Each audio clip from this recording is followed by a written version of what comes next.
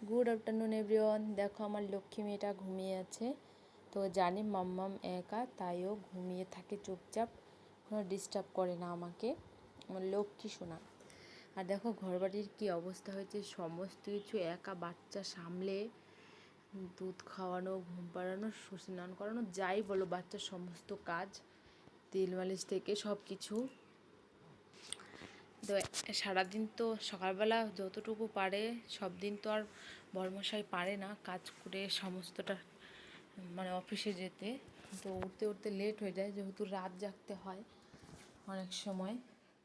তো দেখো এখানে শাশুড়ি মা কয়েকটা দিনের জন্য বেড়াতে গেছে, আর আমি কিছুটা কাজ সামলে এই জামা কাপড় মেলে দিয়েছি ধুয়ে, এখানে কিছুটা, আর এই যে এখানে কিছুটা মেলে দিয়েছি ধুয়ে। দেখো সব বাচ্চার জিনিস, আর বাইরে আমারটা মেলে দিয়েছি। তো আজকে একটু বাইরে হাওয়া হাওয়া আছে। তারপর দেখো একা না কোনো কাজ সামলে পারছি না। এই দেখো কতগুলো থালা বাসন জমেছিল, শুধু দুজন মানুষ কিন্তু এত থালা বাসন জমে আছে।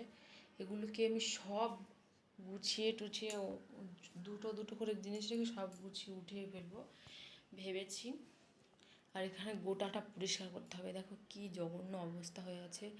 দুদিন পর বেড়াতে গিয়েছিলাম, দুদিন পর এসে দেখি আরও জঘন্য হয়ে গেছে। এই দেখো এগুলো এখন মুছতে হবে। তো কি আর করব। এই দেখো এই জামা কাপড়গুলো এখন গোছাতে হবে, ওই যে কতগুলো জমে আছে ওগুলো গোছাতে হবে। পুরো ঘর সব কিছু আমাকে অলরেডি করতে হবে। আমি আর পেরে উঠছি না, তাও চেষ্টা চালাচ্ছি। একা হাতে বাচ্চা মানুষ করা এত সোজা নয়, মুখের কথা নয়। তো যাই হোক, ওই তুলোগুলো বের করে রেখেছি, ওগুলো দিয়ে পুচকের জন্য কোলবালিশ বানাবো।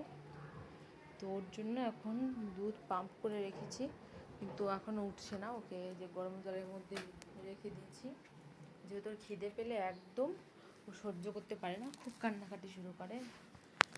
তো এত কাজ বাজ করছি, কোন ফাঁকে উঠবে, কখন দুধ বের করব, ও কান্না করবে, সামলাতে পারবো না। ওই জন্য বের করে রেখেছি, এই সবে গরম জলে ভিজিয়ে রেখেছি।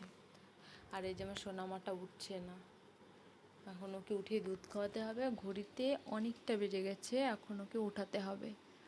তো চলো বন্ধুরা, টাটা, পরের ভিডিওতে দেখা হচ্ছে।